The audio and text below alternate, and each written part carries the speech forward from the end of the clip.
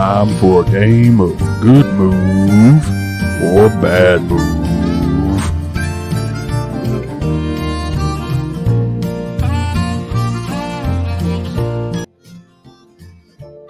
That's right. With Boy, the wardrobe change. I know. Boy, howdy. Good move or bad move? You know what? When I heard this game title, I thought the imagery was going to be like your dance moves versus my bad dance moves. Mm-hmm. But this is a treat. This is a treat. I don't know. I feel like I tried to go country with the cowboy hat, but I feel like the headphones have made me, and the headphones with the flannel have kind of made me a little more like Paperboy. So now I'm gonna unfurl some of the chest hair and just I need like some hay. Need some hay and some chewing tobacco. I can just be spitting out the entire time. Or a red hat. Oh, I should get a red. I actually funny story. So I actually have one of those from my time. I was a Halloween. It's important to get ahead of these things before like we really break out and pictures come out of movies. That picture's going to come out very soon. I know exactly which one you're about to talk about. It's a perfect one. In fact, of you and me, where I was this before the election, right before the election happened, when it looked like he was going to lose. I was portraying Donald Trump's illegitimate black son, Darnell Trump. Award-winning costume, by the way. Don't forget that. Could have won more, to be honest, if the host, the DJ that night had actually introduced me as the illegitimate son, Darnell Trump, because he introduced me just as Donald Trump, and I have never been like booed quite like I was booed during that moment, and it was a little terrifying. But I kind of like the fame too of all these rednecks were giving me. It's all right. I found an alligator while I was dressed up in my cancelable costume that night too, so it's okay. Yeah, Scott was also the ghost of, or the dead body, the corpse of Steve Irwin. That was yep. Spike in my heart and everything. It was a wild night. Oh, transitioning. Our first topic in good move or bad move, Scott, is in the world of the MLB, Major League Baseball, and somebody that we've been watching and we were predicting, trying to figure out where this guy was going to go. That is Shohei Ohtani, formerly of the Los Angeles Angels. He's pretty much the modern day Babe Ruth in a sense. Like he's really that's the only person you can compare him to because he pitches and he hits tremendously. Now, he finally got into free agency. People were wondering not only where he was going to go, but what is he going to sign for, right? Like they were looking at like $460 million as a total, maybe somewhere, maybe 600 mil. This dude went out into free agency after Tommy John surgery, will not be able to pitch next year. He won't be able to pitch until 2025. And he copped a 10-year, $700 million deal from the Los Angeles Dodgers. The rich get richer with that team. And so it's a 10-year, $700 million deal, but it's one that we love, Scott, because, as you know, I am a fan of Bobby Bonilla, former New York Mets player, who deferred all of his contract to post-retirement. And so he gets paid like $1 million, like $1.2 million annually every April. And he will through 2033 or 2034. Dude hasn't played in years. He's still on the Mets payroll and one of their best paid players at that. Shohei Ohtani is going to blow that up starting in 2033 because for now, in this 10-year deal with the Dodgers, he will actually get paid only $2 million a year, but he deferred his payments to 2033. So starting then and running through, I believe, 2041 or 2042, something like that. 2043. 2043. Mm-hmm. For 10 years, he will be paid $68 million to not play for the team. That's crazy.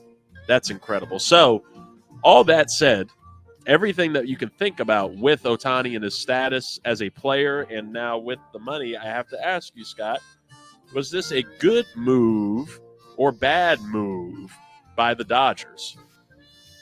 If the way they're going to fund this is accurate based off reports that I've been seeing everywhere, I think it's going to be a good move. An article that I had read earlier from Forbes pointed out, the MLB's collective bargaining agreement says that deferred compensation obligations must be fully funded by the club in an amount equal to the present value of the total deferred compensation obligation on or before the 2nd July, blah, blah, blah, blah, blah, blah. But the way that they're going to do this is, say the Dodgers are going to use like insurance money for this. They're trying to, they'll put the 68 million away.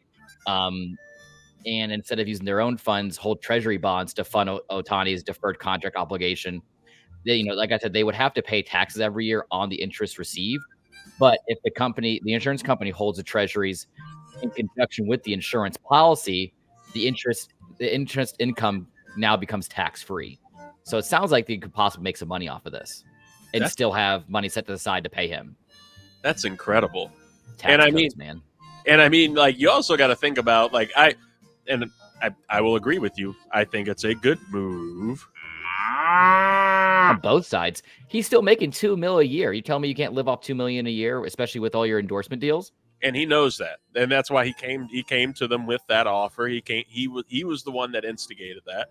And I think it's a fantastic move on his part and on the Dodgers' part. Now you're going to be able to continue to get richer. I know there's been talks of trying to get the Japanese pitching sensation Yamamoto, and trying to recruit him in there. I believe the Yankees, as of this recording, are the favorites to land him, but you can still bring in a couple of fantastic players with the amount of payroll that you're still going to be saving on this guy. And the Dodgers, their main issue has been pitching, so that's still something they're going to have to address, especially with Ohtani not going to be able to pitch for a year into this deal.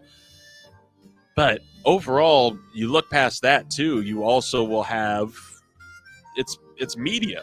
They have one of the best broadcast deals and regional broadcast rights deals in all of sports, not just baseball. So they're bringing in tons of money already from that. Now you have a player that people all over the world are going to go out of their way to watch. Like I was going out of my way to watch Angels games just to see the dude play. I was trying to see him hit. So this is going to be really big for them, and I'm down with it. I'm down with it all in total. Well, and I think you're going to start seeing a lot more of this as the years go by, because I mean, it is a fairly safe bet for the player to do this, because it's not like he's not going to be able to get that money. And, with the amount of money that you can make off of these endorsement deals, like there's very little reason, unless you're living well outside your means. It's pretty much guaranteed income for later on down the road.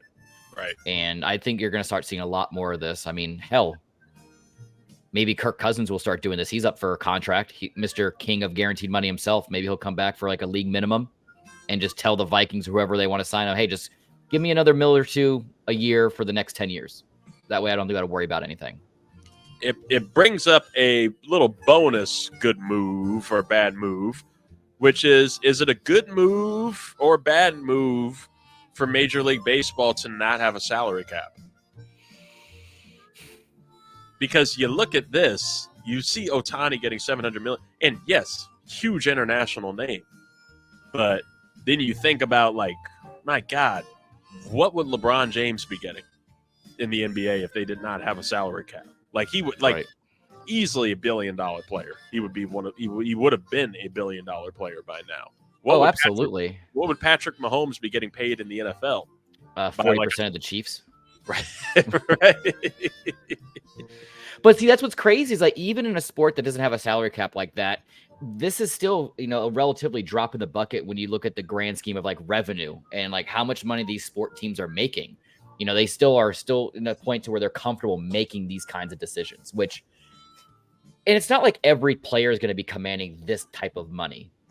It's just opening the door so that way the next great phenom can get the ability of kind of acquiring a contract like this. Right. And just, I mean, so people can put it into, I guess, comparison, like Ohtani, again, incredibly special player, because the reason he got that $700 million is because they're paying him as a top end pitcher and as a top end hitting talent. So it's like almost like if I think literally if you looked at the contracts, it's literally adding Garrett Cole and Aaron Judge of the Yankees, their contracts together, and that would give you this $700 million deal. But now they don't got to worry about shelling out $68 a year with him under that contract. You can still use that money however you want to. Right. I would have been fucking. And like I said, they put $68 million in some high yield index fund, or they buy treasury bonds from the fucking government that are just going to accrue interest over time. $68 million now is going to be nothing in comparison to what we could potentially see in 10 years. Oh my God. Well, a contract like that. Well, talking about somebody that needs a contract and also in baseball, good move or bad move by now Yankees star Juan Soto to turn down what was essentially a Patrick Mahomes level deal to be traded by the Padres to the Yankees. He was offered this deal by the San Diego Padres, turned it down to get traded to the Yankees. Is this a good move or bad move turning down that amount of money if you're Juan Soto? I think it's no surprise to anybody who's a listener of this show. I always said time and time again, take that bag when you can, because tomorrow's never guaranteed. You could get hurt tomorrow, and it is what it is. I would have signed that deal so fast, but I think for a player like Juan Soto, he wants to be in a big market team, and there's no team in baseball aside from the Dodgers and maybe the Giants that are bigger than the Yankees. I just despise the Yankees and everything that they stand for, so I would never understand why anyone would want to go to play for them, but I feel like that's a bad move on his part. I mean, the Yankees aren't the team they used to be. They're still going to be floundering in the AL East, especially with, a really young and upcoming team like the Orioles. And then the Rays can kind of sneak in there. It's still really competitive, but I don't understand it. The only way that I can understand it and argue that it's a good move is by how I had to get educated on what Juan Soto has done since the Nationals, right? Because I've thought about him since they traded him away. And, I've missed him a little bit. He was a fun star. I like the little dance moves before when he get up to bat. And one, I did not realize that he's only 25 years old, which I think is a big part in this, in a big part in betting on yourself, and especially in a market like New York, especially for Juan Soto, who was already being beloved by New Yorkers. Like, the Kid Miro was huge, like a lot of huge Dominican community in New York in the boroughs that will fucking thrive on Juan Soto. So you get to go there at 25 years old. And also, I did not realize, just because he's with the Padres, and I don't think about the San Diego Padres, that he's still hitting, even though they didn't do anything necessarily impressive. He's hitting impressively. And it's still at the level where I saw this stat from Sarah Langs of MLB.com. Juan Soto had a 158 OPS plus in 2023. He has 5 qualified seasons with at least a 140 OPS plus, tied for the most by a player through their age 24 season with Mike Trout, Mickey Mantle, Jimmy Fox, and Ty Cobb. They're the only ones that he's with. He's still hitting at a level where when he was with the Nationals, he was being compared to Ted Williams. He's still hitting apparently as the only person that can be compared is Ted Williams, where he's a top 4 hitter all time. And baseball's a long fucking history. So if he can just do that, if he can just hit at that level for this 1 year with the Yankees, my God, he could be probably, I would not be shocked if he hits 600 mil. Just from that market, from what the Yankees will pay to stay relevant, this could wind up being huge bank for him. So I will say good move. I'm always down for players betting on themselves. I've seen it, unfortunately, work out way too well with Kirk Cousins, the aforementioned Kirk O'Banks in Washington, who kept betting on himself with the franchise tag until he got that bag repeatedly with the Vikings. He won't stop getting it. No, he will not. Now, switching a little bit over to the NBA, transition move.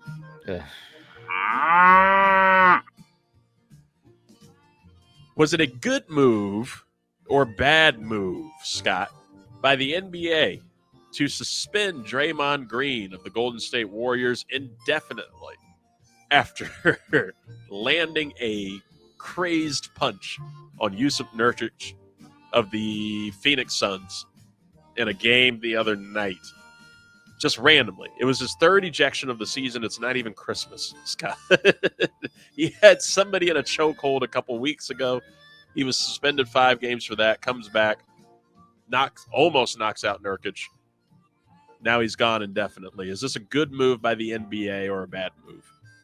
No, it's a good move. I mean, you have to send a message out there to not only the players, but just the NBA fans that saying this stuff isn't tolerated. I mean, you see time and time again, a lot of these athletes have problems off the field, whether it be domestic violence, issues or just, physical assault issues like in bad situations. And you're going to bring it onto the court and do something egregious like that. You have to be sent a message. And especially if this was like a one-off, I could see them kind of just giving them a quick suspension, but being indefinite, in my opinion, is the right move for them. I think it's only a good move if they really stick to the indefinite part. If they actually give him more, because if this winds up being like 7 games, like he's out only like 5 to 7 games or something, it means nothing. And I believed, their executives when they were talking on TV today about they need him to seek counseling. You have players all over the league saying they don't know what this brother's problem is because of these things that he's doing. And it's like you said, this could translate easily to off the court. He seems like a really good guy off the court. He says funny shit. But even his press conference after the game, he just said, Draymond's going to be Draymond. Everything. Draymond can't be that. You can't be that much of a bit because what this will ultimately wind up leading, what if this goes out? You don't want to think it's going to go that way, but the Malice at the Palace back in the day where it wound up becoming a fight with the fans. The NBA will not have that. The NBA made sure that will never happen. So this is the first step towards hopefully getting them all right. But, I mean, shit, it doesn't really matter for the Warriors anyway. Draymond's kind of past his prime. Klay Thompson is past his prime. Curry, people are asking him for freedom. So, I don't know. But I'll say good move for right now. NBA needs to send that message. Little bonus NBA good move or bad move. Is it a good move or a bad move by Giannis to really freak the fuck out about getting his game ball after dropping 64 points on the Indiana Pacers and the Pacers refusing to give him the ball? Yeah, that confused me. I completely missed it. Like, I didn't watch the game at all. I didn't see it until like a couple hours later. And yeah, it was just wild to see the Pacers not willing to give him the ball, but also his it just seemed like an over-the-top reaction. Granted, yes, it is a 64-point performance. It's going to rival, Kobe's 81, the illegitimate Wilt Chamberlain 100 points. But it's just, I don't know. It's something just peculiar about it. It was weird. It was a weird situation for the audience, for the listening audience, just so you know what happened. Giannis put down 64 points on the Indiana Pacers. The Pacers, though, had a rookie who, this is where it related back to me. Since I've known Emily Sisson, I've learned more and more about the University of Kentucky and Kentucky basketball. The family loves it. They're addicted to it. And particularly, there was one player, Big O, Oscar Sheepway, I will say, but we're just going to call him Big O because that's what they would all call him. And Big O, he's been at Kentucky for a long time, finally came into the NBA. He wound up on the Pacers. He got his first in-game points last night in that game against Giannis. He got his first points. Now, there was an argument because he did actually get his first points during the in-season tournament. By the way, congratulations to the Lakers, I guess, for winning the in-season tournament. But they don't even seem happy about it. Like, they don't even they've been fighting to not put a banner up. So I don't know. Yeah, okay. But Big O got his first points last night. Pacers say that they have a tradition of giving the game ball to a rookie who gets his first points in a game, which is unheard of throughout the NBA. But, okay, that's their argument there. So, apparently they made sure to go get that game ball. Giannis wanted the game ball. Giannis started putting up a, we'll say, kerfuffle to get this game ball. It's screaming at security, screaming at other players, and then running up and down the court, running down the hallway to go find the ball. It was a mess. It led to several scuffles on the court and off the court. Security going back and forth. Security got the ball to Giannis, by the way. And then the next day, Giannis is saying he doesn't think that this is the actual game ball. He thinks that this is another ball that they gave him. I was just about to see. I didn't see that part. I was just about to add. I was like, if you're the Pacers and you have somebody outside your locker room who's throwing a bitch fit about a ball, just go give him a ball. Especially here's your ball. Take it. Especially if you lost. Like if you lost, why give the game? Why would you want to give the game ball to anybody? You had one player drop 64 points on you. What are you going to give? Why are you going to give some poor rookie that game ball? Oh, such a stupid situation. NBA is so petty, so funny. This is why we're going to go to real drama, and that is transition cow. The NFL, Scott. And we'll preface this. The Chicago Bears, they made a great trade with the Carolina Panthers last year. That's all it can be looked at now as a great trade. Where Panthers, I don't even remember what. Well, no, they got the number 1 overall pick from the Bears last year, which they took on Bryce Young, which is not looking great. Meanwhile, the Bears got DJ Moore and the Panthers' first round pick this year. That is very much looking like it's going to be the number 1 overall pick. So the Bears, they currently hold the number 1 pick in next year's NFL draft. They're also 5-8 and 1 win out of being in the hunt in the NFC playoff picture. It's a dreadful playoff picture when the Bears are 5-8 and they're very close to being in the hunt for a wild card spot. Now, would it be a good move or bad move for the Bears to still trade Fields and take a quarterback at number 1? Will they trade? That's the hypothetical. They would trade their current quarterback, Justin Fields, and take presumably Caleb Williams out of UFC at number 1. Maybe Jaden Daniels, since he's moving up, the Heisman winner. Also, congratulations, Jaden Daniels of LSU for winning the Heisman. But good move or bad move by the Bears to trade Justin Fields and take a quarterback, reset the cap there? Me and you have had off mic discussions about my thoughts on if you hold the number 1 pick, what should you do? I feel like, especially nowadays where there's such a parity in talent, it's not like how it was 10, 15 years ago where, you had like Andrew Luck and RG3 coming out who were clear generational talents, RIP RG3's knee, and just Andrew Luck's whole body at this point for everything they had to put themselves through. But it's like year in and year out, you hear about these quarterbacks coming into the draft who are like the next generational talent or the next Patrick Mahomes. Honestly, if I were the Bears, if the chips fall where they lie and they end up having the number 1 overall pick, trade the fuck back, keep building your draft stock. You have plenty of other needs right now. You still have Justin Fields under contract until 2020, the 2025 season. I think that's his last season under contract, 2026. Maybe when he get drafted, the 5th year option. Yeah, this is his third year. This is his 3rd year. So right. And like even next year, if for however reason, even if they do trade back with the team, I don't know, like the Patriots or like the Buccaneers want to make some massive trade to get up to number 1 to get Caleb Williams or Jaden Daniels or whoever it kind of comes out in the wash. I mean, you have Jalen Milroe, the quarterback from Alabama, who's going to be a likely Heisman favorite next year. You got Quinn Ewers that's coming back for another year. Shedeur Sanders, you're telling me that Caleb Williams will sell more season tickets than if you brought Shedeur Sanders going to Chicago? It's true. You got Carson Beck, who's going to be coming back after his, kind of a quiet season this year. I mean, there's still plenty of quarterback talent. Dylan Gabriel's coming back for another year. He just transferred to Oregon, and he was another one of those Heisman hopefuls this past year. Riley Leonard just went to Notre Dame. So it's like you're going to have plenty of QB stock even going into next year. So like, why roll the dice, trade back, build your draft portfolio, have somebody else take the shot. If they hit, great. If not, it's not like you're not going to have any options next year. You make a great point. You make a great point. And the only reason that I would argue bad move by the Bears good move by the Bears to do that hypothetical trade Fields and take a quarterback at number 1 is if you're really highlighting the importance of the quarterback position, right? And you're looking at Justin Fields, you're continuing to try and evaluate him. And if you deem it unclear still at the end of this season, he's still doing that mixed thing, because what does Fields do every year? he has tremendous games against really bad defenses.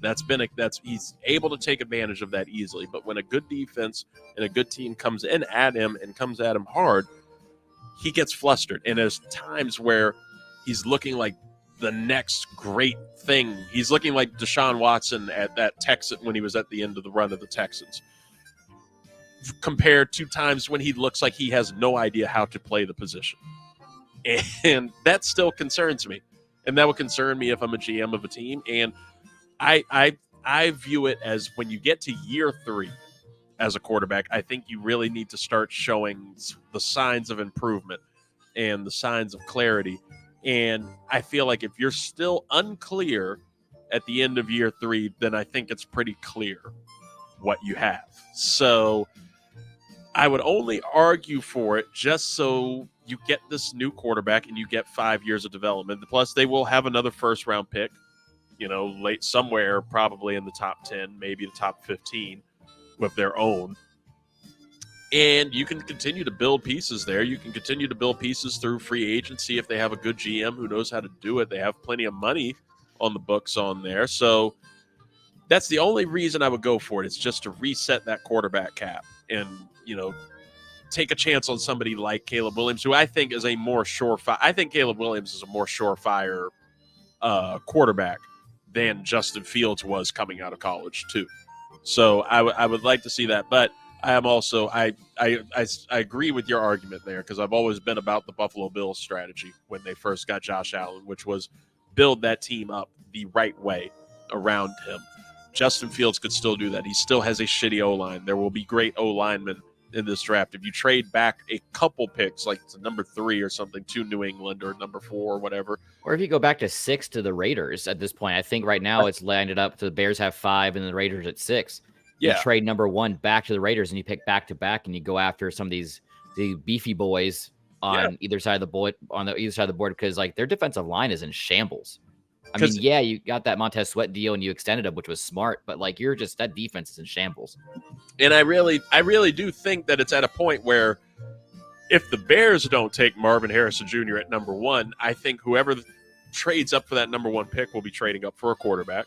Caleb Williams will go number 1. Drake May will probably go number 2. Like if they trade it back to, whoever has the number 3 pick, you could still get Harrison Jr. at 3 and then a great O-lineman at 2. And now you have 2 incredible weapons for Justin Fields and some O-line built up.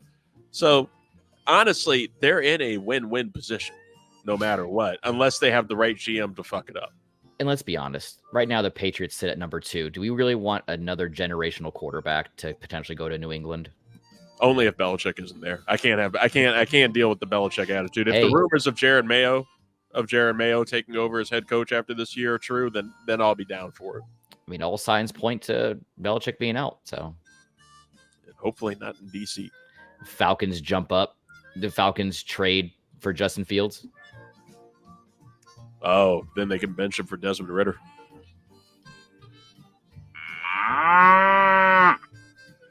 Our final segment of Good Move or Bad Move is here in DC, the DC area, but actually going to Virginia. It's not staying in DC. The Washington Wizards and Capitals owner, Ted Leonsis, he had a joint meeting with Virginia Governor Glenn Youngkin to announce a potential move of the Wizards and Capitals to Alexandria, Virginia, out of DC, out of Capital One Arena, which is only 26 years old. And as someone who's been there a couple times, still looks really good. Even for a 26-year-old stadium, it's still in really good shape, and it's in a easy to get to area in a way. A little easier than like FedEx Field per se, or even Nats Park. But I'll ask you, is it a good move or bad move for the Capitals and Wizards to move out of DC and into Alexandria? Good move or bad move? I'm gonna pick great move for them to be moving to Alexandria. I mean, you have the Nats and the United play in DC. They kind of play where in the like the Navy Yard kind of area ballpark, and then you have the Metro stops going right into Arlington. And I think honestly, it came down to one report I was saying was like safety concerns, because let's be honest, in DC it can get a little rough. Yes. Especially when you have big games like that. You have people pouring out into DC. If no one who's listening has ever been to a game in DC at the Verizon Center, it is a bitch and a half to get out of there unless you're taking the Metro, and even that's a bitch. I think putting that new compound there I think what stop is it? The Potomac Yard? I think that's what the future station is going to be. I think that's going to be huge. I mean, especially for someone like us. I mean, the closest Metro stop that we have is Springfield, which is not that far of a drive for us, but we can jump on there, go a couple stops up, and you're there. And there's plenty of things to do in and around Arlington, especially in that area. And I think this is just going to be kind of the tipping point to try to entice the Commanders to try to go to Northern Virginia. It will be, because it's what you said, safety. Safety, I think, is the biggest key here. And it's something that a lot of fans are taking into account, which is...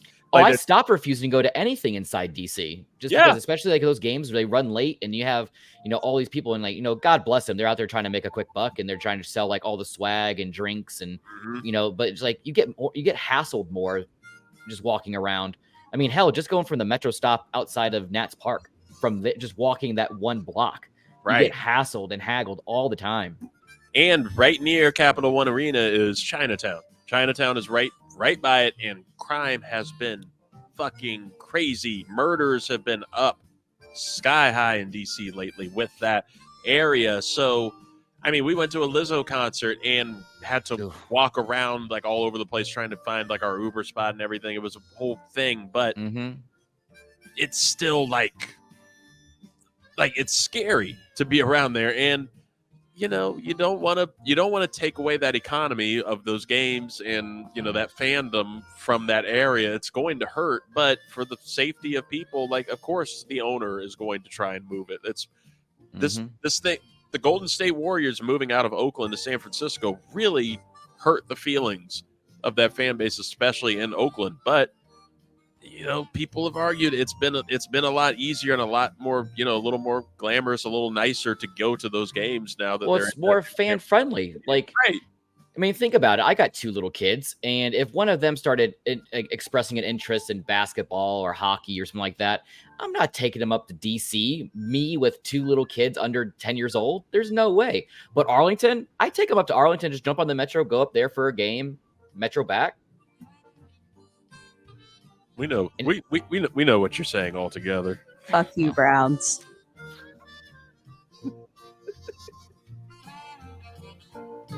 Oh, and you got to think about it. DC wasn't trying to give. Ted Leonsis was trying to get a 20-mile square block of city streets. They want to kind of demolish and make a little compound. It's the same situation you see going on in Chicago right now with the Bears. Like, moving into the suburbs. Yeah. Right. It's like, if you want them to build this huge fan attraction kind of, mega city inside of an already big city, you're going to need to demolish buildings. You're going to displace a lot of families and a lot of businesses just to make way and bring this new stuff in there to kind of try to get the economy kind of kickstarted again. So sometimes it's just the easier thing to take a plot of land that's not developed. I'm sure there's some tax benefits at the end of the day down the line. I'm sure that'll come up soon. And the fan experience goes up. That's why I refuse to go to FedEx. I'm not going to FedEx. Or at the very least, it's a leverage play by Leonsis to, get Muriel Bowser, mayor of DC, to fork up more money for renovations to Capital One and really make it, something else. I would like to see a better stadium. There's nothing. I hate watching Wizards games, not just because they're the Wizards, but also because there's just something bland and boring about watching them in that stadium. I don't know what it is, but there's nothing, it doesn't feel the same as these other arenas and all. So if they're going to move, they did need to brand their team too while they're at it. Yes, that would help.